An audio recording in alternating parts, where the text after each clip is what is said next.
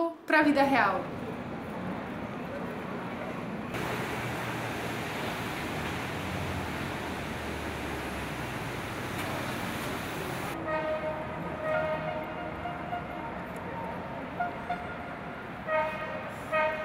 Ele é reconhecido, ele é lembrado por 82 e por todos os títulos iniciais de São Paulo. Ele é um ídolo dentro do Morumbi. Quem escreveu o livro foi a Janete Rosas. Ela é uma escritora de romances biográficos, que ela procura escrever sobre o personagem muito mais do que um personagem esportivo, e sim resgatar os valores dele como pessoa. Esse é o website da campanha. A gente tem aqui algumas opções de colaboração. Todas as colaborações têm uma recompensa, um material do Valdir. Arquivos pessoais do Valdir, tem pôster, cartão postal, marcador de livro, um evento com a presença do Valdir, exatamente para conhecer essa figura que realmente é próxima. Por enquanto a gente tem 4.580 colaboradores, e todas aqui no website também você tem acesso a uma aba que é exatamente de comentários, compartilhando a memória do que é o Valdir para eles. Meu ídolo do futebol desde a infância. Valdir Pérez é um dos grandes responsáveis pela minha paixão pelo São Paulo Futebol Clube. Então... era cabeludo ainda, né? Isso daí foi em 75, isso aí.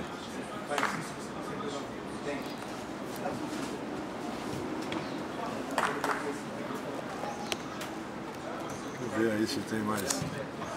Esse aqui foi um torcedor que deu de presente. Eu ganhei de um torcedor que guardava minhas fotos aí, minhas defesas, né? Estava assistindo a televisão e estava tendo uma entrevista dessa escritora, da Janete Rosas. E o que aconteceu? Eu olhando aquilo lá, e a minha irmã estava do lado, falou assim: Valdir, essa é a mãe do meu patrão. Um dia toco o telefone na minha casa de manhã, fala assim: Dona Janete, eu sou o Valdir Pérez. Eu falei: quem? Que horror, eu não sabia quem era. Eu não entendo nada de futebol. Lá em casa é todo mundo alucinado, menos eu. Então eu falei: olha, desculpa, eu não sei quem é. Ele falou: não, eu fui jogador, eu joguei 3 vezes na seleção. Eu falei: poxa, você me desculpa, eu não sabia, se veja, eu não entendo de futebol. Ele falou: eu vi a senhora na televisão, ele me chamava de senhora, tudo respeitoso. Eu vi a senhora na televisão e a senhora falou que faz biografia, mas não é uma biografia, é um romance, é isso que eu quero. Sabe, eu no início não tinha muita certeza se eu ia fazer, porque era um assunto que para mim era tão estranho falar de futebol, mas eu achei ele muito simpático. Eu gostei da conversa dele. Ele comunicou bem a primeira vez que ele veio. Eu senti, bateu. Porque o livro fala da minha carreira profissional e fala do bastidor e das coisas que aconteceram, né, da minha vida, da situação que eu enfrentei em relação ao futebol, que fez parte de 22 anos da minha vida. Eu não sabia que nome dar para esse livro, então começou nos bastidores da vida, minhas memórias, não sei o que lá. Aí eu gosto muito de tomar um cafezinho no bar, não sempre nesse, numa padaria perto da minha casa. Aí eu tô lá tomando cafezinho, olha, ainda tá aqui nos bastidores da vida, mas não tava bom o nome, né? Chega um moço que serve café, um senhorzinho já, ele falou assim: Valdir Pérez, o moço que veio de Garça. Eu falei: o senhor acabou de me dar um título do livro. Ficou Getúlio, pintou o gol do Grêmio, Valdir hesitou. Valdir Pérez, excepcional, Baltazar. Ainda o perigo bateu, Valdir Pérez outra vez. Já desde garotinho de colégio, né, de 7, 8 anos, quando tinha o intervalo do recreio, que se tinha os jogos entre entre os garotos, eu sempre era o goleiro. Eu jogava num time que representava o Garça amador, só porque esse Garça amador hoje não existe mais, você podia jogar com idade que fosse, não sendo jogador profissional. Um jogo, e eu joguei na preliminar, subi para assistir o jogo do Garça, porque eu jogava nas preliminares do jogo do Garça, subi para assistir, daqui a pouco veio o presidente. Cadê o Valdir? Cadê o Valdir? Ah, o Valdir está lá em cima. O Valdir desce. Eu desci, ele falou, vai lá no vestiário, você troca que você vai ficar na reserva do profissional. Mas como vou ficar na... Não, a sua ficha aqui, você é jogador do Garça Futebol Clube. 16 anos era profissional. Aí eu fiz um jogo e aí tinha um observador da Ponte Preta assistindo para levar um meia esquerdo. Para a Ponte, contratar um jogador do Garça para ir para a Ponte. E ganhamos o jogo da Ferroviária de 1-0 e aquele dia eu estava infernal, arrebentei com o jogo. Aí o rapaz foi para Campinas, aí o treinador era o Cilinho, perguntou para ele, e daí, um meia? Falei, não, você traz o goleiro que você vai gostar mais do que. Aí eu fui para a Ponte também, já fui comprado pela Ponte. Aí na sequência da Ponte também foi muito treino, muito trabalho e até chegar no São Paulo. Isso foi em agosto de 73. E aí o São Paulo estava disputando o brasileiro, foi vice-campeão brasileiro esse ano e eu jogando no time com 22 anos. Daí eu fui para a Copa da Alemanha. Eu fui o terceiro goleiro da Copa da Alemanha. E a partir daí você passa a ser jogador de seleção.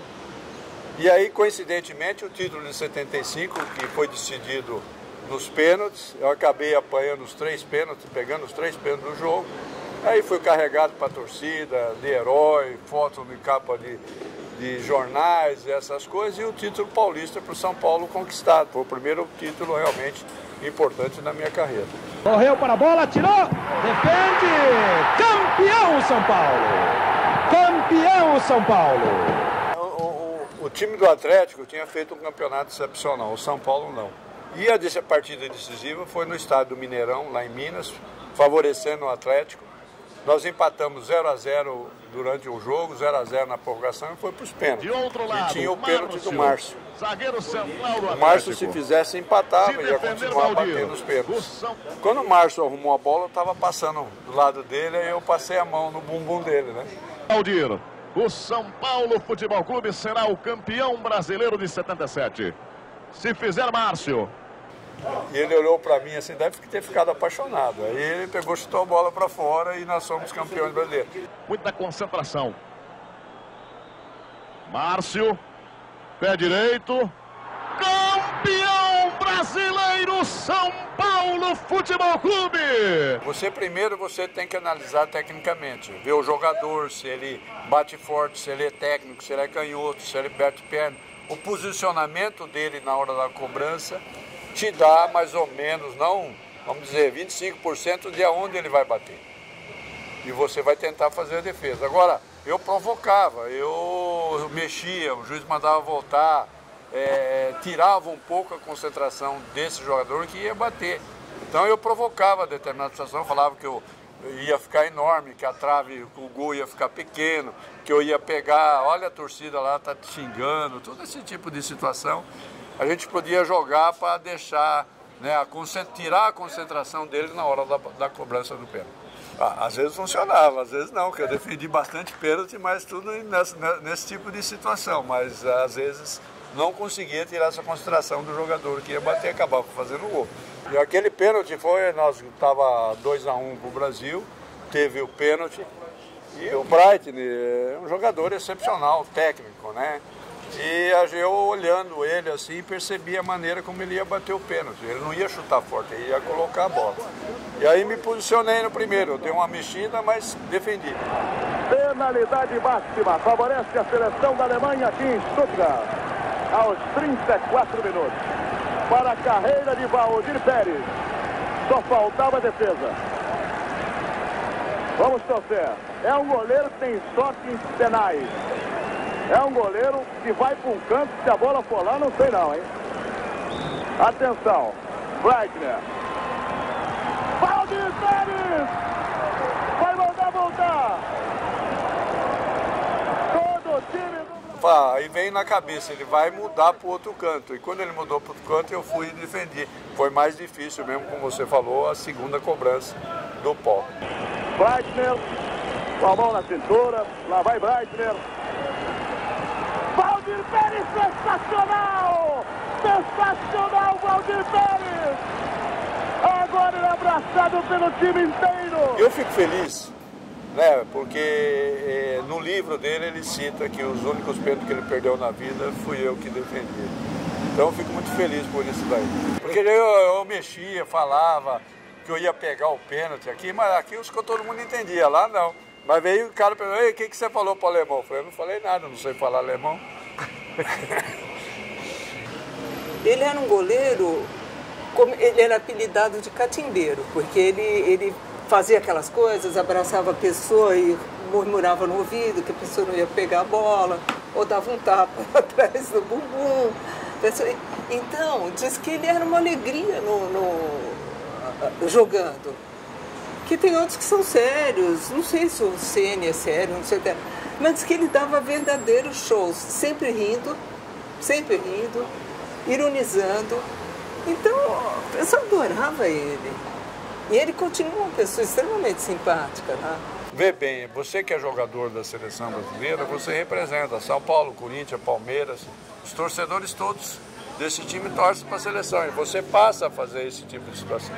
E eu, por exemplo, tinha uma relação com a torcida adversária muito boa, eles gritavam, brincavam, gozavam, tudo, inclusive cantavam, tinha musiquinha, olha a cabeleira do Valdir, será que ele é? Bicha, a torcida fazia bicha também junto, sabe? E isso daí o pessoal não xingava nada, não revidava e os caras, ei, legal, legal. Ele é uma pessoa que sabe rir de si próprio, ele tem bom humor, ele tem senso of humor. Então ele contava, por exemplo, quando ele fez aquele frango lá com a Rússia, né? Então que saía nos jornais, mas ele contava isso rindo, ele não contava assim magoado, não. CCCP, que era a sigla da União Soviética, né? Então que no Brasil sai assim, continue colaborando, camarada Pérez. E ele, eu achava engraçado, ele entrava rindo. E ele passou um ano aqui, aonde ele ia, pessoal, frangueiro, ele jogava, estádio cheio, 5.000 pessoas, pessoal, frangueiro, aquilo em cima dele. Ia no supermercado com a mulher, todo mundo, frangueiro, jogando a culpa nele.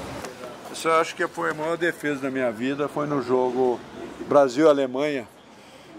Aqui de 81? De 81, foi 1-0 para nós, essa bola passou e acho que o Rubens, o centroavante da Alemanha, bateu de calcanhar, ela veio por cima aqui, eu pulei, fiquei quase na altura da trave e joguei a bola para fora.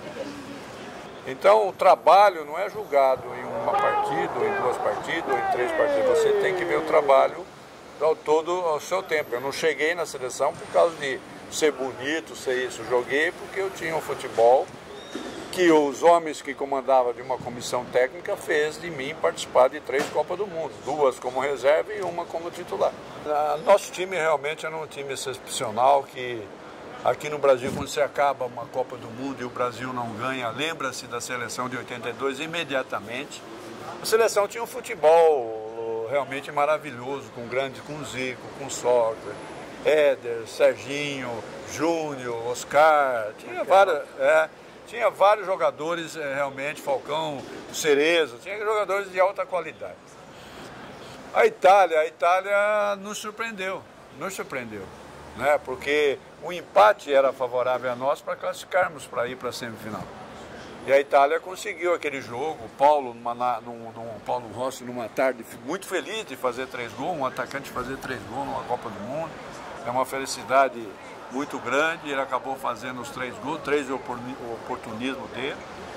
E nós brigamos, tivemos a oportunidade de empatar o jogo. O Zoff fez uma defesa em cima da linha, na cabeçada do Oscar, foi o pênalti, rasgaram a camisa do Zico.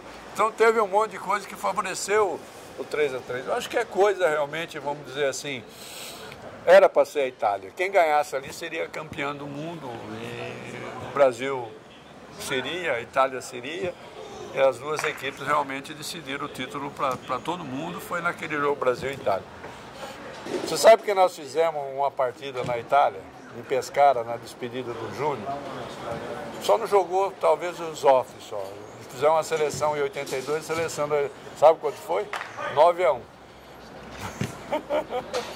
Embora todo mundo já tinha parado de jogar, tinha tudo, mas seria uma partida, foi uma partida assim atípica pra gente, porque se jogássemos 10 vezes com a Itália, a gente ganharia a maioria das vezes.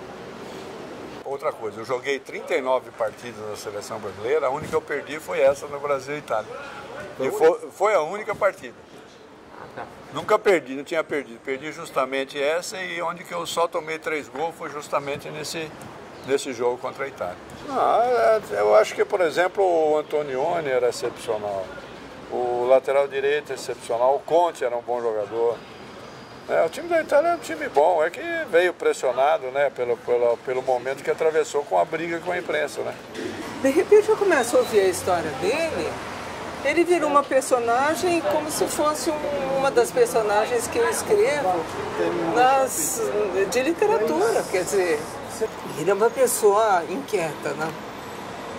Ele já estava aposentado, pronto para levar já uma vida de terceira idade quase, né? 50 e tantos anos ele já estava. Ele se separou da mulher com muita dor. Os filhos não queriam mais falar com ele e ele se apaixonou de uma maneira assim que ele não conseguia resistir ao encanto de uma cigana. Isso então era uma moça que era de uma família de circo. E daí ele foi viver com eles, lá com essa comunidade, que já está aceitada, não é nômade, não é nada, mas eles continuam falando romani.